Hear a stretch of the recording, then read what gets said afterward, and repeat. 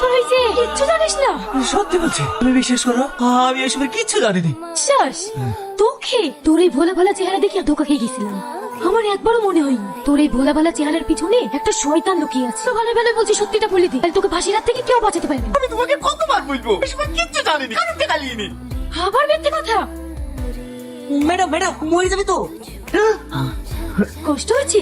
এর থেকেও বেশি কষ্ট ওই সাধারণ মানুষগুলা পেয়ে। অনেকের মা বিনা চিকিৎসায় মারা গিয়েছে, এরকম অনেকের বোনের বিয়ে হয়। আচ্ছা জন্য তাই তুই আমার নিজের প্রতি কিন্তু হয়েছে। জীবনে প্রথম কাউকে ভালোবাসলাম তো আমার একটা শয়তানকে। শাহিন তখন পর্যন্ত ও নিজের দোষ স্বীকার না করছে পর্যন্ত ওকে মারো। ঠিক আছে ম্যাম, 3rd ডিগ্রি টর্চার করো, মুখ থেকে কিছু বেরোলে ইনফর্ম করবে। ঠিক আছে স্যার। কি হলো মার? আমি পারবো না। কেন পারবি না? ভাই বলে ওদের ভাই না, ভাই হলে এরকম যখন কাজ কখনো করতে পারতো না। কি হলো মার? ম্যাডাম টনির মধ্যে দেখা করতে এসছে। বলে এখন দেখা করা হবে না। অভিনয় করিস আমার সামনে? এখন থেকে এতগুলো টাকা ট্রান্সফার হয়েছে কিচ্ছু জানিস না? সত্যি বলছি।